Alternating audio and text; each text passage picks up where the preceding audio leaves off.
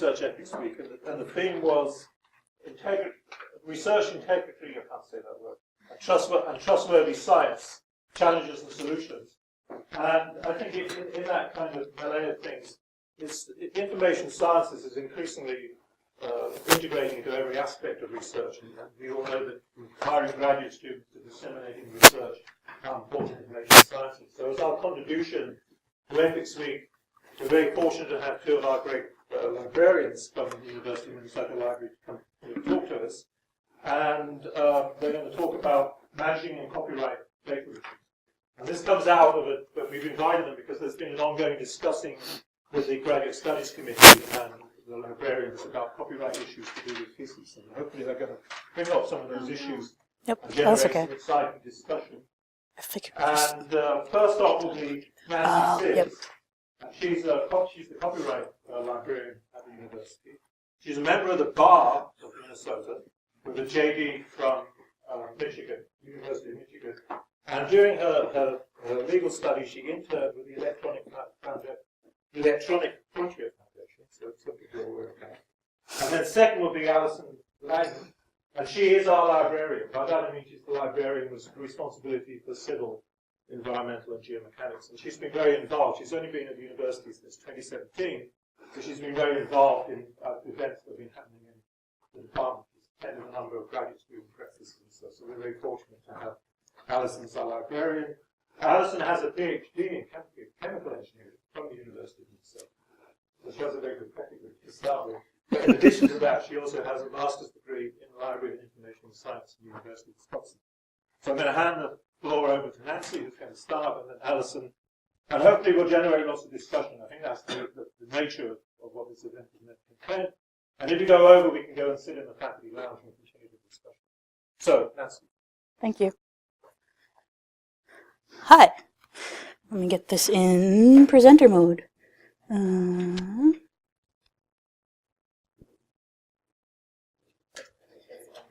Where is it?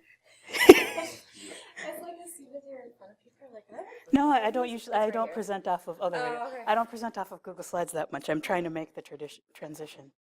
Okay. There you go. So this is me. All of this is repeated over here if you want to get a hold of me. I do use Twitter pretty heavily, and it's about 50% academics related and 50% other left-wing social justice stuff, so do with that what you will. I'm planning to go quite quickly today and fairly gloss over a lot of stuff because there is a lot of things that come up related to copyright and your research and teaching and all of that, but with the goal of primarily focusing on some of the questions that have come up around theses and dissertations, and also with the goal of having some time to talk about research data, which is also really important. Consider this sort of a brief introduction. Try to hold questions till the end. Normally I'm a little bit more back and forth. And then we'll have plenty of time for questions once you've seen the content from both Allison and I. Is the mic working for you? Good. So this is my triage session, focuses on 3 key concepts, and this can be 10 minutes or this can be an hour and a half, because each one of these can be infinitely expanded. The 3 key concepts are: 1, copyright is everywhere. 2, copyright is not an absolute thing. You don't get absolute control over someone else's, over your own work.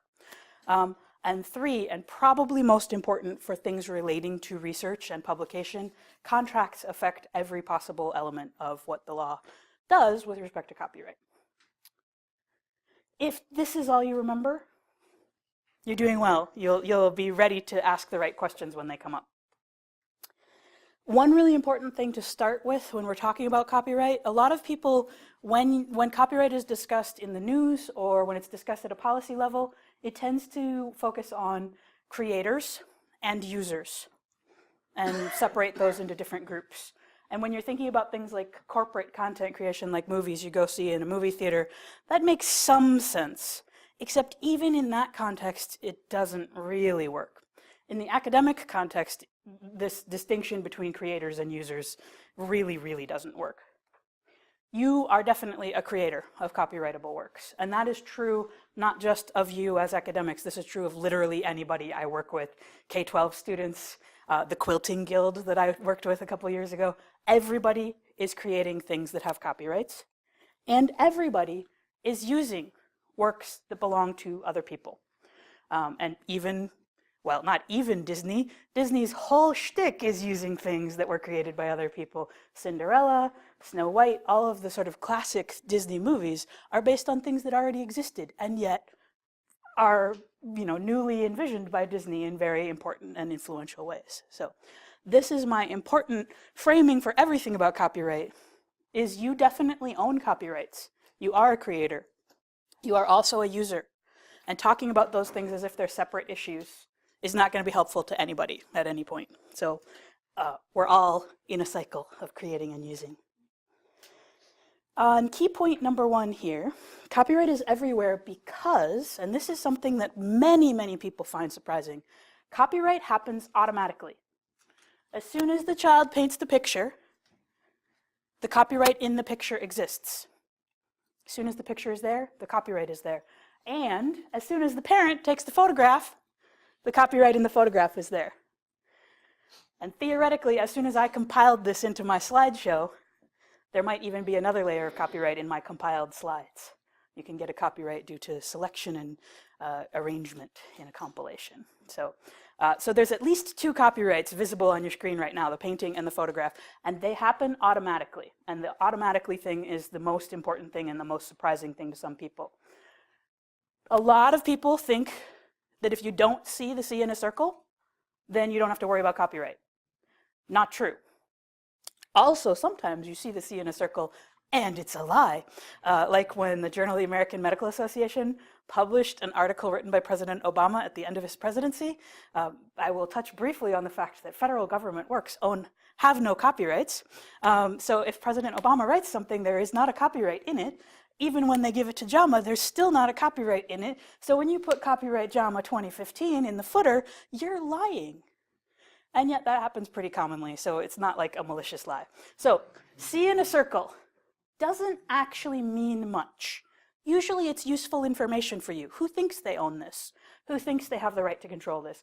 Often there'll be a date attached to it. How long ago was this created? Those are all useful pieces of information, but the presence or absence of the copyright symbol says nothing about whether there is or is not a copyright in a work. Most importantly, for sort of casual use, a lot of people have the impression that if they find an image on the internet and there's no copyright symbol on it, that means they can use it freely. You may be able to use images freely, but it's not because they have no copyright symbol on them. If you find something online with no copyright symbol, it is likely owned in exactly the same way as something that does have a copyright symbol. The other key issue here is lots of people think you have to register your works to own a copyright. That's also not true. Hasn't been true for a long time. Anybody want to hazard a guess as to when that might have changed? When the Mickey Mouse copyright ran out. When the Mickey Mouse copyright ran out, which it hasn't yet, except that it also might have been invalid from the start. So that's a whole other ball of wax. Anybody else want to guess? When do you think you stopped having to register your works? Okay, a guess I often hear is when the internet started. People often think that online communications somehow affected this. The actual change took place in 1978, so I was 2 years old. And the change had to do with us signing on to some international treaties and then implementing them in our law. So the 1976 Copyright Act is the last major overhaul of copyright law in the US, went into effect in 1978, and that's when the registration requirements ceased. There are still today tons of people I encounter who think they need to register. And I'm not quite sure why this idea that copyright is automatic hasn't gotten out to the world in 40-ish years, but it hasn't. So that's a really important thing to know because this has some practical implications for your research and publication. And particularly with respect to the ProQuest stuff that we've been seeing around dissertations, you do not need to register a copyright in your dissertation to own the copyright in your dissertation, or your students don't need to. You don't have to register to own. Sometimes registration is worthwhile. The times that registration is most worthwhile is if you think you might ever go to court about the work in question. The reason that's true is because you can always, you have to have registered the work before you sue. So if you want to go and launch a copyright lawsuit about something that you created, you have to register before you sue. You can register 20 years from now. Write it today, have a problem with it in 20 years, register then and go to court. That actually works fine. But what you don't get, if you wait for 20 years to register, there's a little bit of difference in how much money you can get without having to prove anything. So it can be worthwhile if you think you might go to court, but you do not have to register. It costs less to register at the copyright.gov website than it does to register through ProQuest. ProQuest offers this as a service to your students when they upload their dissertations, to you as a student when you upload your dissertation. They say, we will register for you. It costs $55. It costs $35 to register on the copyright.gov website. But that convenience may be worth it. Registration is optional. So is having ProQuest do it for you. Might be worth the extra 20 bucks. Really important tip here. Authorizing ProQuest to distribute your dissertation does not give up your ownership. And I will talk a little bit more in detail about this when we talk about contracts. But what you're doing when you give ProQuest permission to distribute a dissertation is you're giving them a license. A license means that I'm still keeping the ownership and you get to do certain things with it. Transfers are language you might want to look out for a little bit more carefully, because a transfer usually means I'm giving up some things. I'm giving them to you and I won't have them myself anymore. Licenses can sometimes result also in me not having certain rights in the future. So if I license, sorry, what's your name here? Joe. If I license Joe distribution rights in my dissertation,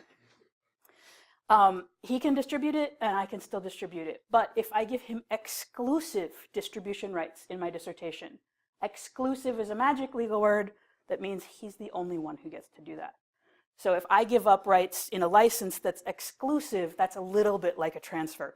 There are different legal implications. Transferring my rights to Joe would have a slightly different effect than an exclusive license in a few narrow edge cases, but most of the time those are very similar.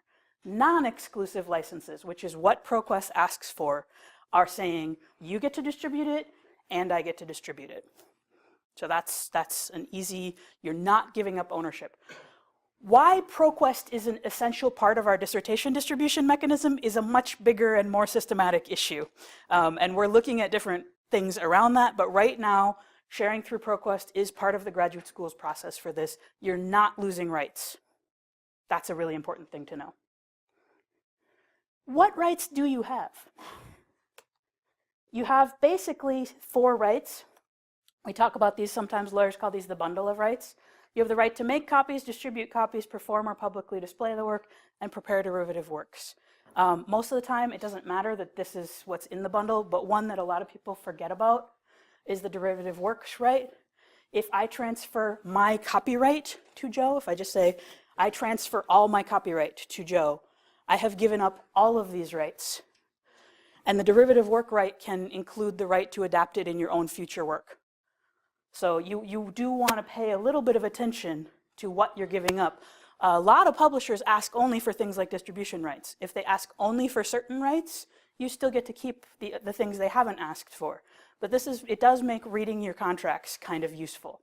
The kinds of things that have come up with the bundle of rights and people transferring them, I've had people who wrote a book and then their publisher decides to issue it in a new edition without the original author's input. And the original author gave up all their copyrights, so they have no right to control that. It's not their work anymore. They still might have sort of an ethical right of credit, but they don't have any ownership rights. So copyright is not an absolute set of rights. That bundle of rights, you created it, you own it, well, other people actually get to use it. And flip side, thinking about yourself as a user, somebody else owns it, you might still have some rights to use it. I'm going to really gloss over this because as soon as we go anywhere into depth, you'll have 8 million questions. So no depth here whatsoever. Sometimes you get to use things. One is that copyrights end. So this is a drawing done by Leonardo da Vinci or one of his pupils. This never had a copyright. It doesn't have a copyright now. Everybody gets to use it. You can treat it as if it's your own. There are some rules of thumb for when copyrights end, but they're not probably too worth it for you. The easy one in the US has to do with the year 1923. And so the easy cutoff in the US is that things published before 1923 are in the public domain. That's not very useful for a lot of research and teaching, although it does mean that sometimes really influential older articles are available. There's also a bunch of stuff later than this where the copyright is over. It's just much more technical and difficult to figure out. So just keep in mind that up until about 1977, the copyright might have ended. So if you have something you want to use from that time period, it's possible to find out that nobody owns it anymore. Some things aren't owned in the first place. US federal government works, I mentioned. There's no copyright when the US federal government makes something. And that goes for anybody who's an employee of the US federal government. Getting a grant from the US federal government does not make you a US federal government employee. Don't worry about that. Although grants sometimes have requirements about how you share your work, those kinds of things. Another important thing that isn't owned in the first place is ideas and facts. I mentioned you can own compilations if you have selection and arrangement, but basic facts like the molecular structure for phenolphthalein are not copyrightable in the US. And this is not because they are of no value. This is because they are of such high value that if you're the one who figures out the molecular structure of phenolphthalein, you shouldn't be able to prevent other people from talking about it. That's the underlying theory here. For the most part, I think this makes a lot of sense for science, but it does start to make people uncomfortable when I say, numeric data, I don't think there's any copyright there. Allison will talk more about that. And whether there's a copyright or not, your publisher is going to have policies about getting permission that don't necessarily, line up exactly with the law. Even when there is a copyright and it's active, some uses are still 100% okay. There's some exceptions for teaching, so the background image here is people showing things in a class. There's also fair use, which you may have heard of. We sometimes talk about it as the breathing space in the law, and I'm literally not going to go there. This fair use is actually not too hard. You can learn it. It's just that it's a little bit detailed. So generally speaking, when you are doing nonprofit things, when you're doing educational things, and when you're doing artistic and commentary things, you may have a right to use other people's stuff without their permission. It's very flexible. You have to use your judgment. It's really important for science and research, but it's also not a bright line rule. Sometimes you can take pictures of stormtroopers and put them up online. The implications of all that for research, teaching, and publishing. You don't always need permission to use someone else's stuff, but sometimes you do. Other people do not always need permission to use your stuff. I encounter a lot of people who are like, this is mine, I wrote it, no one else can use it without asking me. But they wrote it, I can totally use that without asking them. So recognize this is a two-directional thing. Getting a little weirder here, when your stuff isn't yours anymore, i.e. I transferred all my copyrights to Joe, you can still use it in the ways that other people could. I no longer own the book that I wrote because I signed an unfortunate contract. Allison could quote from it, I can still quote from it. We all have the same rights as public users. But you may sometimes need permission to use your own stuff if you give away the copyrights. So this is why managing can be a matter of things like ethics and integrity is when you want to comment on your own work, when you want to develop an idea across multiple papers, and you can no longer use the original thing you published, or vice versa, if you want to use someone else's work and they don't have ownership anymore, you're going to have to go through the publisher, pay for it, might not be able to pay for it. Researchers in the global south often have no way of accessing things that you have given up the copyright for, and you technically can't send a copy to them. You might do that anyway, but that's a different question. So this is something just to sort of have in mind. As I mentioned before, the rules and policies of the venue in which you're publishing or distributing may have more limitations than the law does. So if you're going to a conference and they say everything has to have permissions, what they say is what they say, How much? 5 more minutes? Yeah. Okay. Contracts and licenses can change all of this. So importantly, when I buy a book, I know I can copy parts of it for teaching because copyright law says I can copy parts of it for teaching. When I buy something through iTunes, I agree that it's only for personal non-commercial use. Can I copy that for teaching?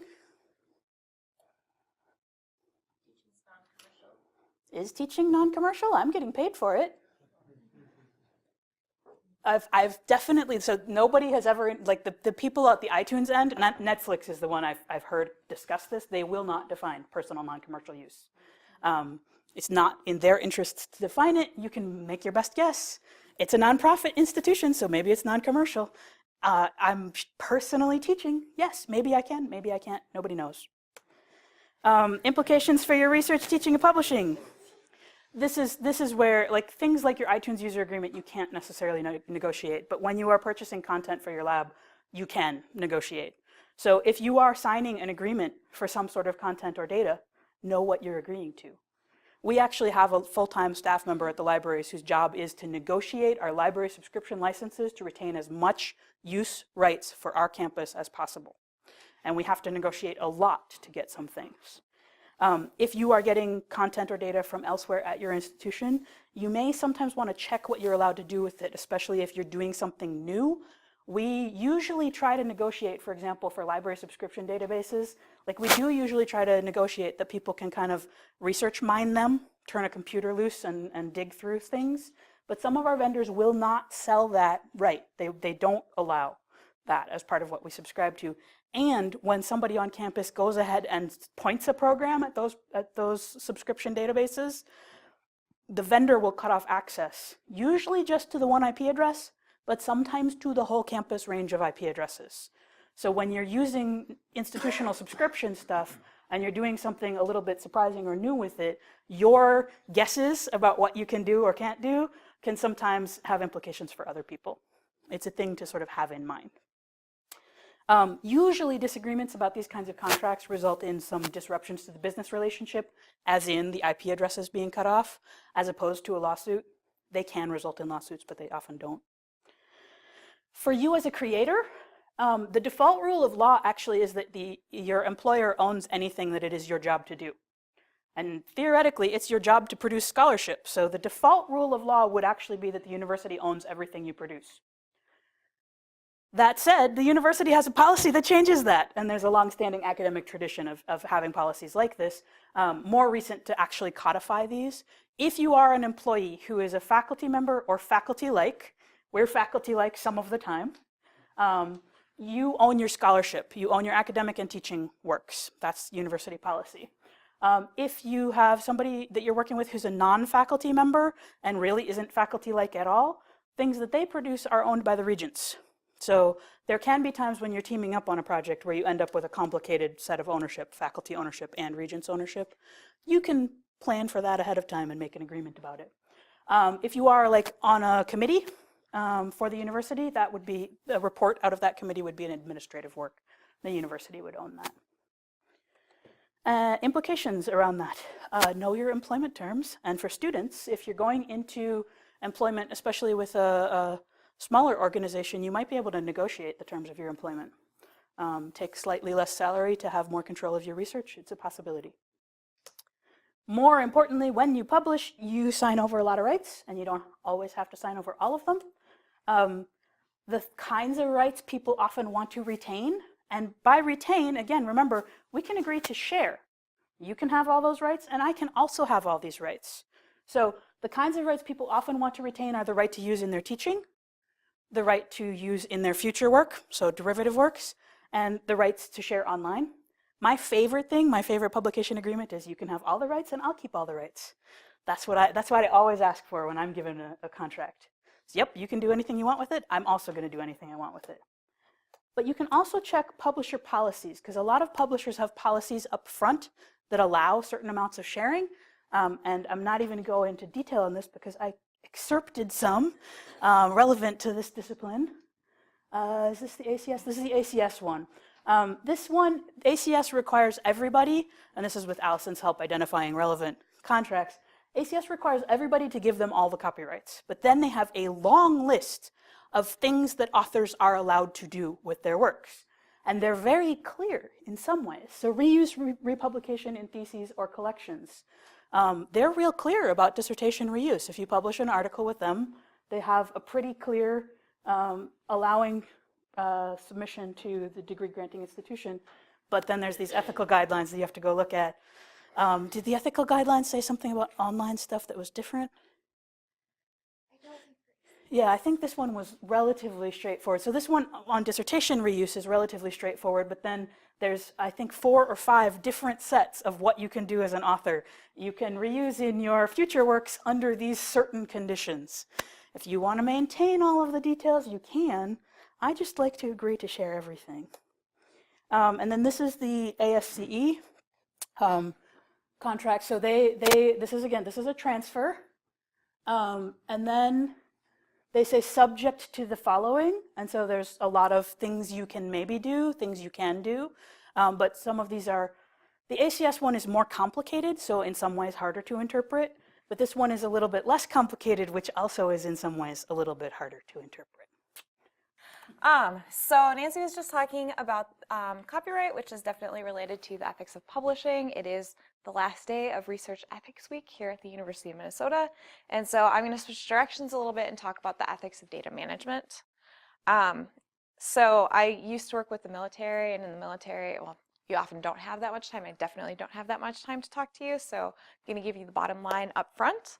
And that is this, that the golden rule applies to like common sense everyday ethics, and it also applies to data management. So treat the data that you create as you would wish others would treat the data that you need from them. So if somebody were to receive your data, what would they need to be able to understand that? Keeping in mind that that other person might actually be future you. We like to say that your closest collaborator is you 6 months ago, and unfortunately you don't respond to emails. This is my favorite definition of data management. It's the decisions that you make, whether they are conscious or unconscious, about the creation, processing, analysis, organization, storage, and long-term access to your research data. There are so many reasons that I would love to share with you about why you should care about data management, but since it's Ethics Week, I'm going to just hit on the fact that managing your data is the ethical thing to do. It's part of being an ethical scientist. Reproducibility, which is the theme of Ethics Week this week, is a core principle of scientific progress. Science progresses because we build on the work that came before. And without managing your data, that is very difficult to do. It's very difficult to reproduce something if you don't have the data. Ethical research requires accurate and unbiased record keeping and care in the collection, use, and sharing of research data. So I want to talk a little bit about data management planning, and this is not the proper noun data management plan thing that you stick in your grant application. This is just the planning that you do before you begin any project. And so you should be thinking about how you're going to clarify the roles and responsibilities and stewardship of the data. So data management planning, you should address the different types of data that you're going to be generating or collecting from other sources, and who and what will process them. Address all the different formats of data, and for electronic files, that means the file types and the software that you need to open them, particularly if it's a proprietary file format. Addressing any protection of the data, so like if there are confidentiality issues, maybe you have some human subjects and you need to protect their personal information. There might be proprietary interests or intellectual property rights. I actually would not be a person to ask questions about that because the law kind of terrifies me. And then the last two are really at the heart of why NIH and NSF started requiring data management plans, the proper noun. And that's because they're investing all of this money into research, and they want to make sure that they're getting the maximum value out of it. So they want you to say, like, these data are significant and they can be used in all of these different places. So give me this money and I can share this data, and science is going to progress faster. So I want to cover ownership, data collection, and handling, preservation, and sharing in a very short amount of time. So the university has a policy on research data management, and it addresses ownership, which is something that might surprise you a little bit.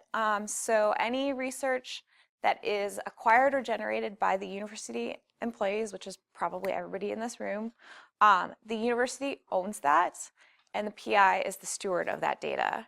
The policy goes on to say the responsibilities, like the legal stuff, that the PIs, the college, and the sponsored project administration have to take care of.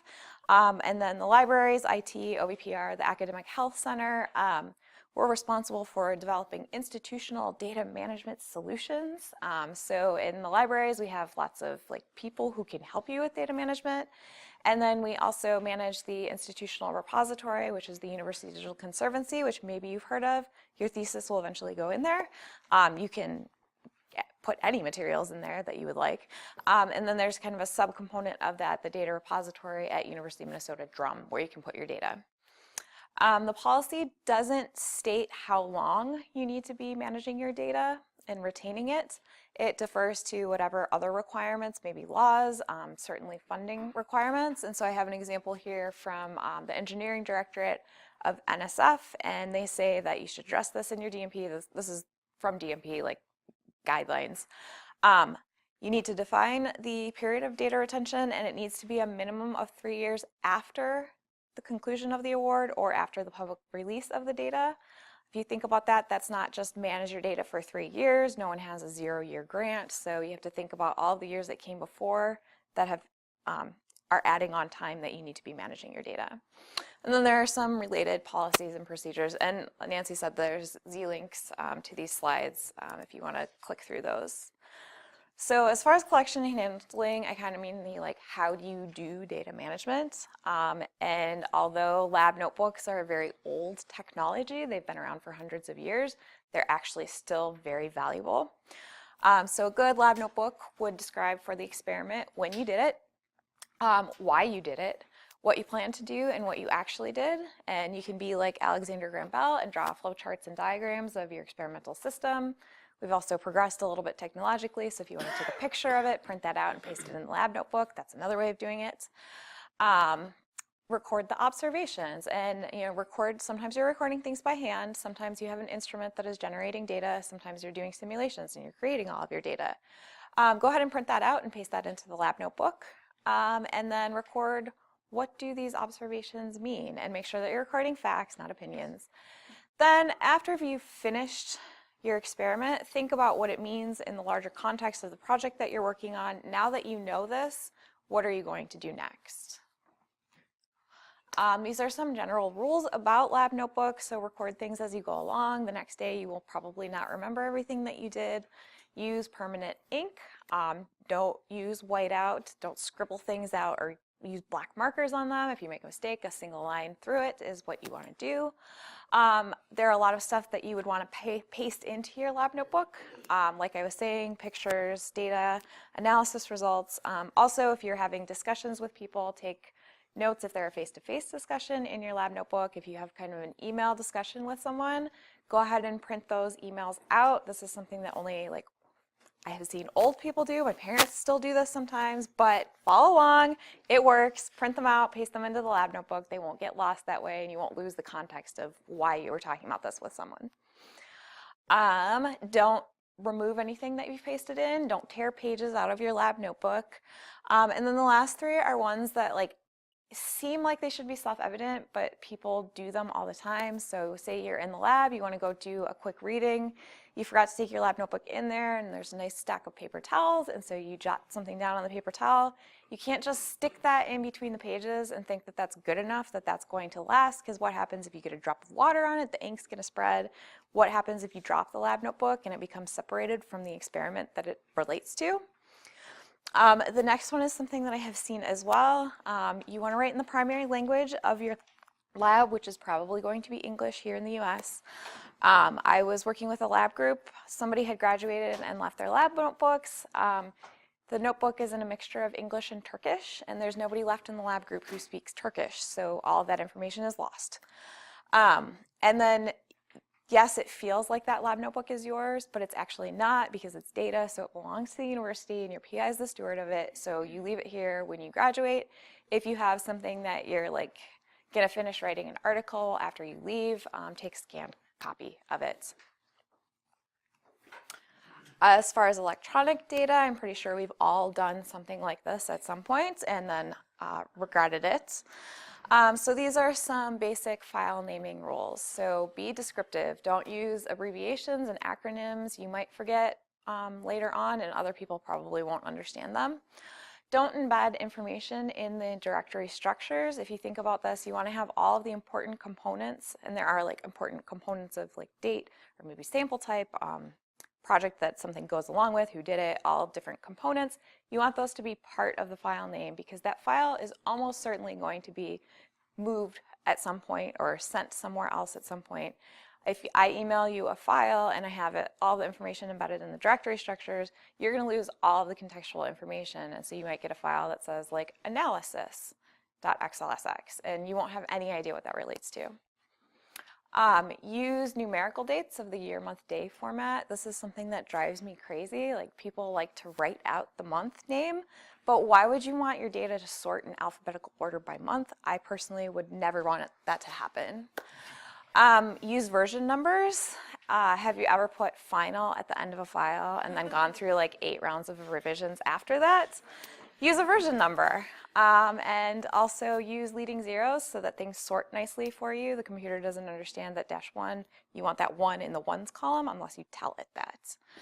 And don't use special characters. That's something that my coworkers are so bad about. If you're going to be moving things between operating systems, you really don't want special characters. Underscores and dashes are generally okay. And I have some examples here of things to do. No matter what you do, make sure that you are consistent and design things so that they're helpful for you. You want your files to sort in a way that is useful to you. And you want to be consistent, and you want it to be something that you and your coworkers will both understand. And as far as your directory structure, be consistent, and also like do something that makes sense for your work. Figure out what that is. And then this is something that's really important. Like, you have the lab notebook, you have your electronic data, you've got your analysis, you might also have some physical samples that you're keeping somewhere. All of that stuff needs to fit together, and somebody else needs to be able to understand how that stuff fits together.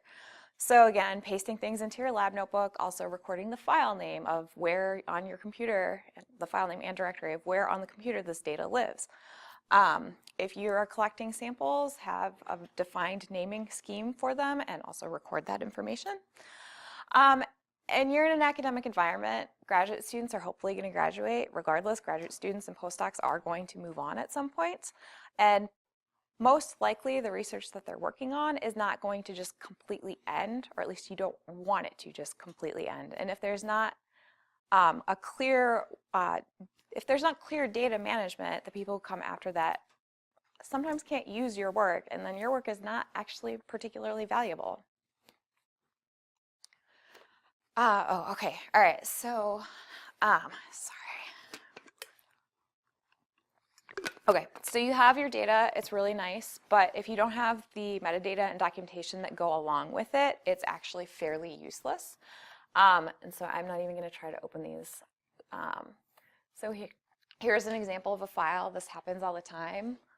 What are any of these things? I don't know, because there's not even the least amount of metadata in there. At the very, very least, let's throw some column headers on there. This is going to make things make a little bit more sense. Maybe somebody will know what those abbreviations mean, maybe not. So actually what we want is to have a README file that goes along with this. It's going to tell you where the data came from, when, where, how it was collected, who did the collecting, all the decisions that went into designing that experiment. Why did you do that? Why did you do it that way? Why did you analyze it this way? If you used any software in your analysis, what version did you use? If you wrote code to do the analysis, what version of that code, and make sure you save a copy of that code in that version that is whatever you publish, so that you can reproduce something that you've published. And then also record where the data and documentation are stored, just in case the README file disappears or moves to a different place. So that file that I showed is actually from the data repository, and it doesn't look like that when it's in the repository. So anybody with an affiliation at the university can submit to either the UDC or DRUM, and the curators will work with you to make sure that you have that really high quality metadata and documentation to go along with the data. It's preserved long term. You get a DOI for it, and then it's available for sharing with anyone.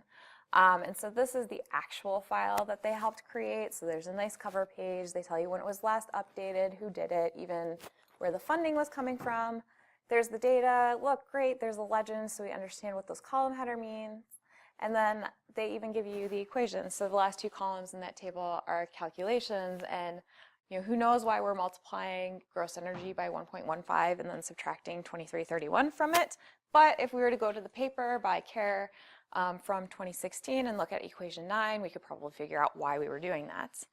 And then they will also help you make a very nice README file with all the general information, the information about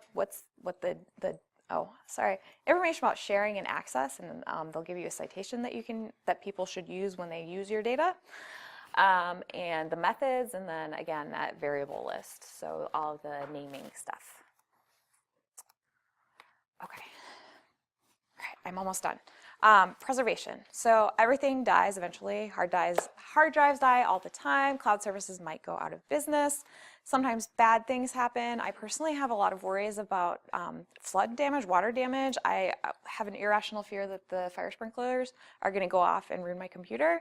When I was a graduate student, one of my friends had an accident in the lab in Amundsen and had to use the emergency shower. The drain wasn't properly connected, so all that water went down into the lab below it. That was expensive, and also those people in that lab, hopefully they had backed their stuff up. Preservation requires planning. Like I've been saying all along, you need both the data and the stuff that goes along with making that data make sense. You want to store them in redundant and secure locations. So we say to follow the 3-2-1 rule. So you want 3 copies of the data. 1 is a working copy, 2 are backups.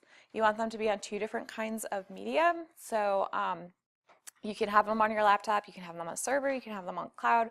Please don't put them on a thumb drive. They get corrupted so easily, and they also get lost very easily. And then you want 1 copy to be off-site, especially if like my worst plumbing disaster that I imagine comes true. If it's off-site, that copy should be safe. Don't carry all of your copies around with you in a backpack if you are prone to losing things like backpacks. Do your backups regularly, and also just verify that the files in your backup are actually working. There's nothing worse than like thinking you've backed something up and then you go to use it and it's corrupted. Okay, sharing's the last bit. So why should we share data? Well, it's part of being an ethical researcher. Sharing data allows or improves reproducibility of research. If you give everything to somebody else, they can reproduce your work. Hopefully this means that we stop wasting a lot of time redoing work. Redoing work in our own lab because maybe we can't find the data that we created a couple months ago. It also is a way to contribute to open science, and open science is not meant to be like some sort of punishment where like everybody's going to scoop you. It's meant to get the maximum value for the work that you do. One of the things that you can do is create bigger sets of data. So there's definitely the feeling like this data, I created it, it is my baby, and I don't want anyone to use it because they might not use it correctly. But if you have all of the documentation and metadata and that data is really well managed, somebody will be able to use it again and for an appropriate purpose.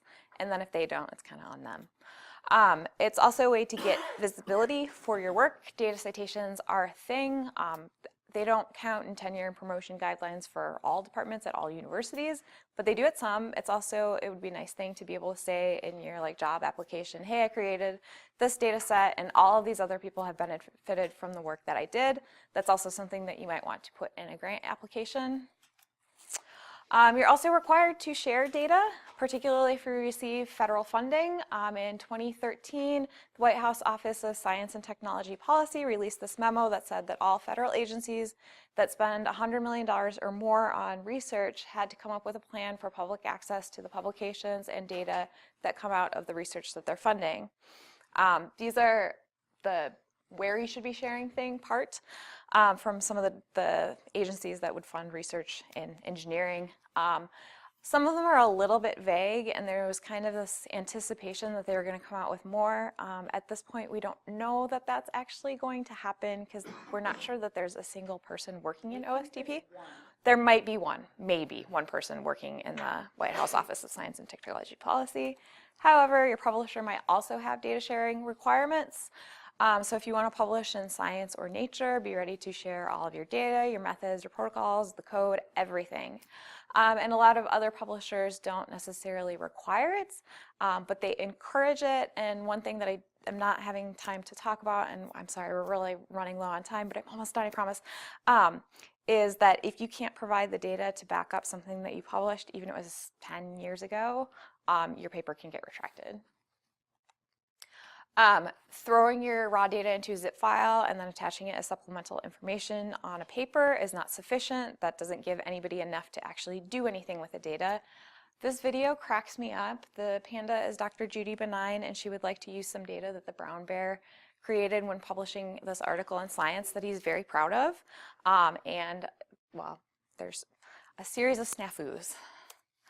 All right, so I'm almost done.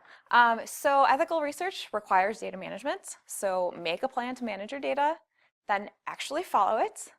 I didn't really hit on this that much, but make sure that you save all the materials that you would need to reproduce something in a paper that you've published.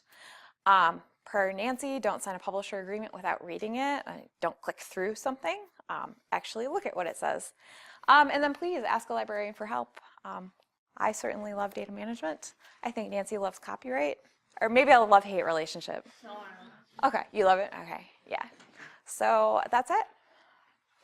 All right.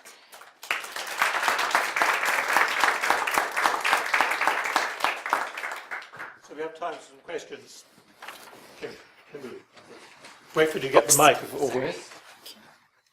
Yeah.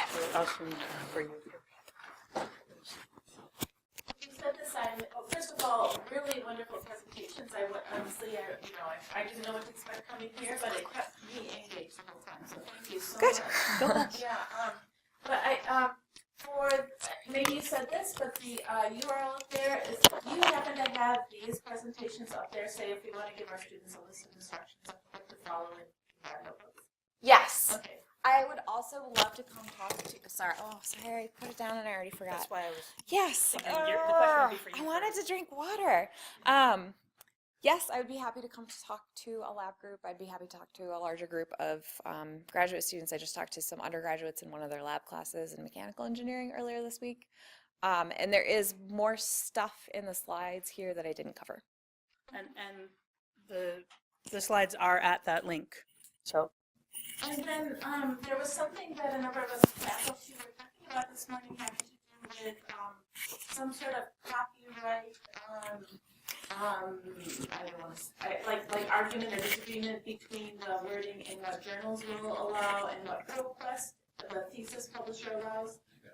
Can you say what that is in a nutshell? There's no real good nutshell here. So it is standard practice across a lot of different science disciplines for journal policies to just say that students can reproduce articles as chapters in dissertations and theses. That is what was traditionally allowed in the there's whole disciplines where people are shocked to hear that you get to reuse a previously published article in your thesis. Like that's a different issue. But in the disciplines that do this as a standard practice, the most common practice is to just allow students to reproduce their own articles as dissertation pieces. Usually this is through some kind of policy on their website that's really clear, like the ACS agreement that we looked at. It's pretty straightforward. A thing that's been happening more recently is that if they have, this is still, I would say this is still rare, but when it happens, it's a pain in the neck because we don't have any way to resolve it. There is a tendency, there's a development where some journals are now saying you can put it in your dissertation only if the dissertation isn't online. The graduate school requires dissertations to be online.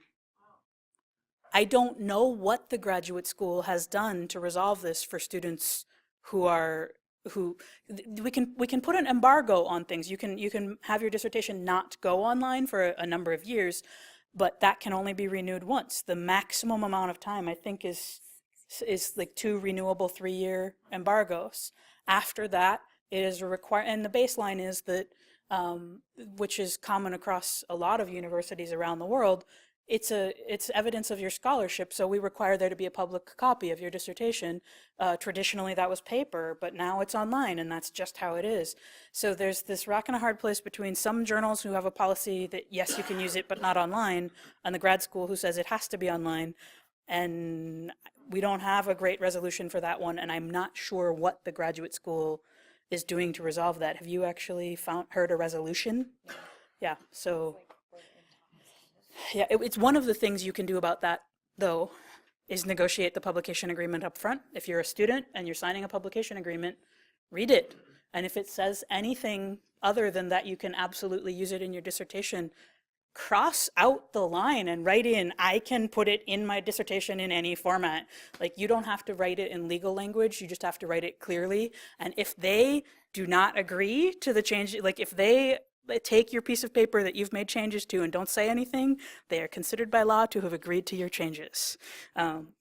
Usually they won't not say anything. But I'm going to ask a question on that same line. So one of the reasons that we'll put embargoes on a thesis is that the journal will say, you cannot publish this if it's already in a thesis online. What I don't understand, and I hope you can explain, is these same journals will say, if you put it in ChemArchive or PhysArchive or BioArchive online, you will take it as long as you link to it. What's the difference between ChemArchive and a thesis? I have no explanation for that other than that. So one thing I've found, the libraries now, if you are involved in running a journal, if you have a publisher you don't have a positive relationship with, just a thing to know is that the libraries now have a publishing option. It has to be open access, but we don't charge. So like, we don't charge you. If you have a journal you want to run, we can provide infrastructure for that.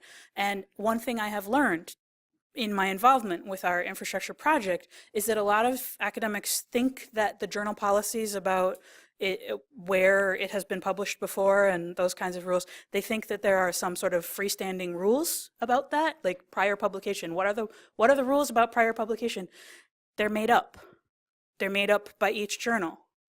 So if the rules don't make sense, talk to the people who are running the journal. They have the absolute ability to change them. So what is your advice in terms of what we should say to our students? Because you have a PhD student now, he has to write a thesis, he has to write journal publication. So I'm interested also in the other problem. So the problem of having something in the thesis, then the journals may have to publish because it's already in the thesis. So what is your best advice on this? I don't have particularly good advice on if you are publishing after you've submitted your thesis. I guess in that case, the best thing to do is, like, hopefully you're going to get that out within 6 years, which is, so you submit it to the graduate school. It's supposed to go into the Digital Conservancy. You can have an embargo on that. So the only thing that would be visible is, like, yes, this thing exists, and probably the abstract. And then at some point in the future, that will become public, hopefully after you've published. Well, so the other thing here is I am not familiar with journals that say that things previously existing in a this if you know of a policy like this, I would love to see the specifics. I have never seen a journal that says that things that have been previously published in a dissertation are not eligible for submission. I have only encountered the problem the other way around, where somebody has already published an article and wants to use it in their dissertation, and they have a problem because they gave away the copyright. Usually, journal policies about prior publication, either explicitly or if you ask them, say, yeah, no, dissertations don't count as prior publications. Where I have seen this come up, and I don't know if this is relevant for your field, is monographs based on dissertations. Some publishers, it is the distinct minority of academic presses, prefer not to acquire things for monograph publication if the dissertation is fully available.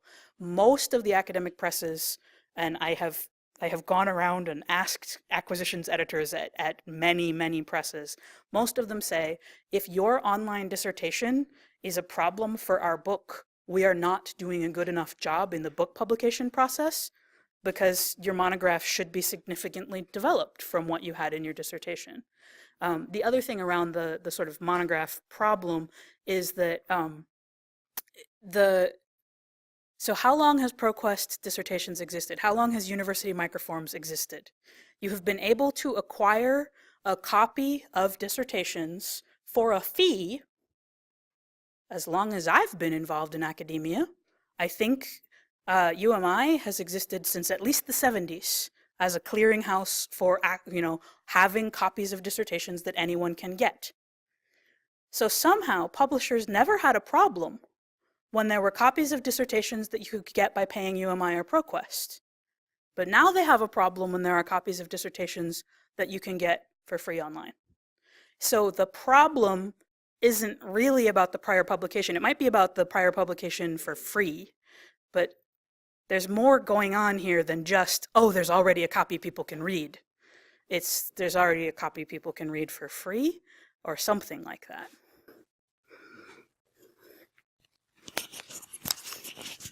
So my lab mostly does technical reports for state and federal DOT, so I'm wondering if there's anything I should be aware of in terms of publishing prior or after the publication of the report. How does that, okay, so you said in your talk that if you receive funding, you are not an employee of the government, but I feel like the technical reports for a department could be. Yes. You might be one of those special people at the U. I've run into a few of you who sometimes work for the U and sometimes work for someone else. And I can't give you a direct answer about this because it really depends on the conditions of employment. So a couple of things. When you are contracted to produce something on behalf of someone else, it doesn't necessarily make you an employee, but being a contractor for an organization may give them some ownership rights or rights to use. So that's, contracts can do that. Being hired as an employee, and there's rules of law around that, but you'd have to sort of check in with whoever your supervisor is or whoever runs your chain of command. They should know who you're an employee for, because at least in St. Paul, I've met a couple of people who are part-time University of Minnesota people and part-time federal Department of Forestry employees. And so one of the things we've done is say, so did you write that as a forestry employee or did you write that as a U of M employee? If you wrote it as a U.S. federal government employee, there is no copyright, which, yeah, so the contract is probably the thing to iron out for yourself, but one more wrinkle is that the state of Minnesota can own copyrights. The U.S. federal government usually can't, but sometimes can acquire them from contractors. So you really need to look into the details of that particular contract. So I have one quick question about copyrights and teaching. And as I noticed on the Canvas page, that you can automatically download YouTube videos. So I just assumed that you can embed YouTube videos directly into your Canvas page. So I just assumed that it was free branch, and I could just pick what I wanted. But from what I'm hearing you say, that might not be true. So I actually do trainings usually at the big. Well, there hasn't been as much pre-registration for this. We used to be able to give you. You used to have to get RCR credits, and we used to do trainings that gave RCR credits, but they discontinued that program. So now when I offer trainings, nobody signs up, or like 3 people sign up. So I used to do trainings specifically about this particular issue. And so downloading YouTube videos and embedding them are really, really different things. Embedding is, I assume most of you actually do know enough about HTML code for understanding this. Embedding something leaves the original on the original server and basically opens a little window on whatever page you're viewing it on through which you watch it from the original place. You have made no copies. You have distributed no copies. Public performance can be sometimes an issue with things like YouTube videos, but most of the time that's not an issue. And you're not making any derivatives. So linking and embedding are usually not copyright issues under US laws. There continues to be people who bring this up as a legal theory in litigation.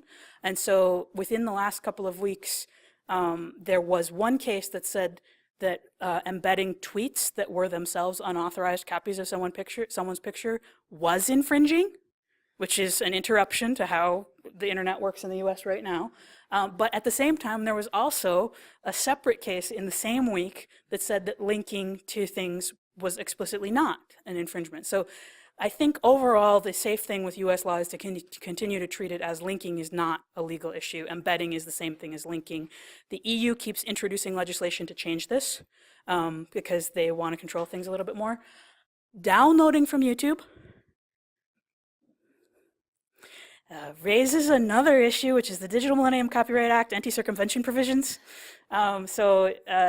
Technically, anytime you download a YouTube stream, you're decrypting an encryption scheme that's considered a technological protection measure. So you're violating the DMCA if you download from YouTube, except I do download from YouTube. It's a different issue than copyright infringement. And I do not encourage YouTube download as a standard practice. It is something you can consider. There are some times when it's legal to circumvent those kinds of things, but don't do that as a standard practice without understanding the underlying legal issues. On that confusing bombshell. Call me. Let's thank our speakers one more time.